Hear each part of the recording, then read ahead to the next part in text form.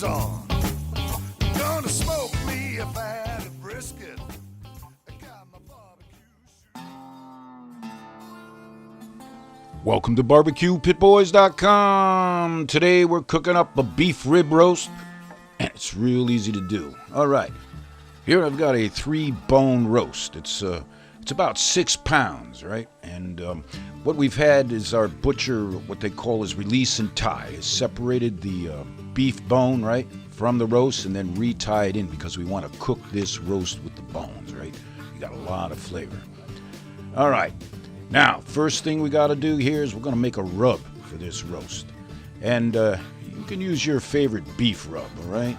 Essentially what you want is salt, pepper, garlic. We're going to use a little bit of an onion powder in here. Man, and this is going to create a layer of flavor on this roast, all right? So use your favorite rub. If not, check this out. We've got about maybe 3 tablespoons of salt in there. A couple teaspoons of garlic powder, a couple teaspoons of onion powder. And here we're going to put a couple teaspoons of fresh ground black peppercorn. Oh yeah, simple enough, right? Again, this is going to create a layer of flavor on the outside of this roast, and it is good.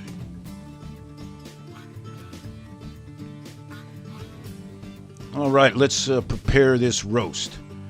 And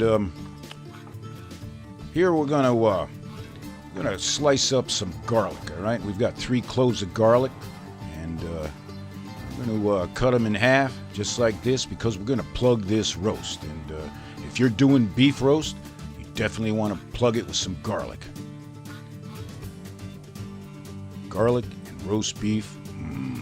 Oh yeah, you gotta have the two. And if it's not in there, then your chef don't know what he's doing, all right? So you just take a knife and you plug it, some slivers of garlic, just like that. Just push it down in there. This will slowly flavor this roast as it's cooking on this grill. Simple enough, right?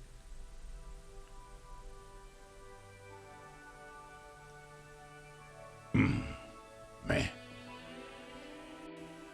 Now, if you've never cooked up a rib roast on an open fire before, you definitely got to check this out. Oh, man. That slight smoky flavor that's going to get into this piece of beef will make your mama and your friends come back for more and more. Yeah. Now, what I'm doing here is I'm cutting about 1/2-inch slits, right, into the surface of this roast. And this is going to allow some of that flavoring to get in here, that rub we just made up. Oh, yeah. Just go ahead and put some crosshatch marks in there, right? You know how to do that. And then take your rub it in there good. Oh, yeah, and here comes that meat train. It's going to be stopping by the pit. Oh, yeah. Now, like I said, get this rub in there. Just work it into those slits. Just like that. Again, we're just making that layer of flavor. So we slice into this rib roast later. It's going to be some good eating.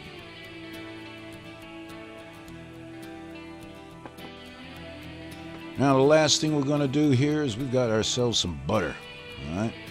And what we're going to do with the butter, again, we're going to rub it in there. The butter is that secret ingredient, man.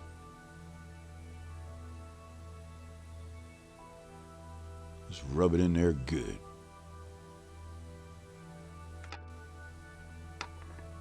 Now, we could fast forward this video, but hell, why? Kind of like doing this. So if you're in a hankering to get along, you just use that fast forward button right down there in front of you, right? Otherwise, just kick back and just watch how you put this butter on this roast. It's good. All right. The roast has been prepared, and now we're going to be throwing it on a hot grill. We've got the temperature set at about 450 to 500 degrees. With the roast bone side down in this pan, we're going to keep it hot. for the first 15 minutes and then knock it down to 325 degrees Fahrenheit. And here I'm adding a little bit of beef broth just to the bottom of that pan, and this will help keep that roast nice and moist during this cook. Now, like I said, we're going to knock this down now from 500 to about 325 degrees Fahrenheit after the first 15 or 20 minutes. Now, about maybe 40 minutes has gone by, and we're just checking that moisture level. Add a little bit more of that beef broth, just a bit. Just kicking back at the pit, because we're going to be eating some rib roast. All right, we're just checking on this rib roast right now. It's looking good. Again, add a little bit more beef broth if you need to. We got the bone side down there now. All right. This rib roast is about done, all right? And the best way to check it was with one of these instant read chef thermometers right there, and we're looking for 120 degrees Fahrenheit internal, right in the middle of that roast, and there it is. Oh yeah, it's time to take it off the grill.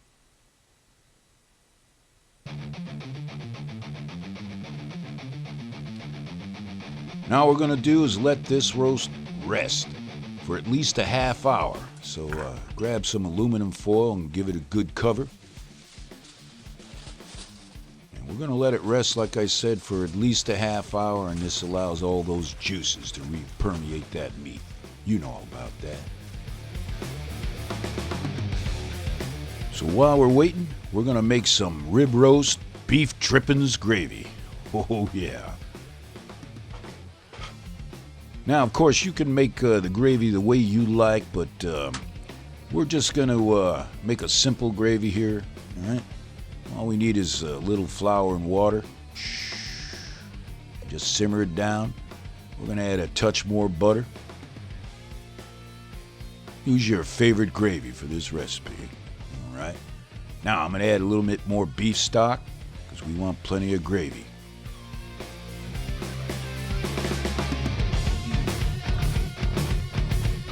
Stirring it down. I'm going to thicken it up a little bit of flour and water. You know all about that, right? Just use your favorite gravy.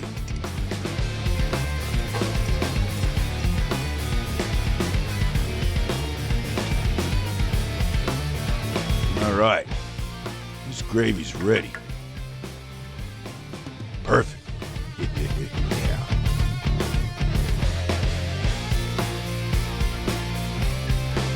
All right, through a miracle of time, this rib roast has been set now for about a half hour, and I say it's time to cut it up. Let's take a look at that.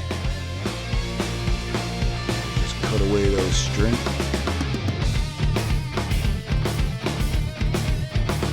You smell that? It smells good.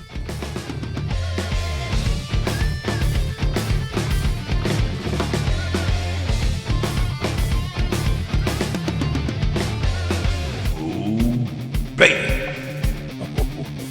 you're looking good tonight. Yeah, look at that moisture. It's just a rib roast. Looks like prime rib right now.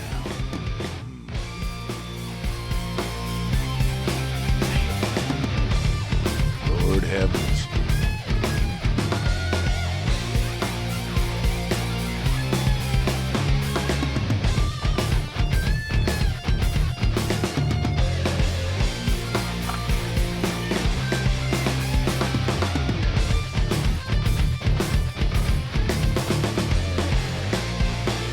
Ladle full of those gravy drippings right there. Put it on them mashed potatoes. Got some corn. Here it is. And as always, we do apologize for eating in front of you like this, but this here is Pitmaster privilege.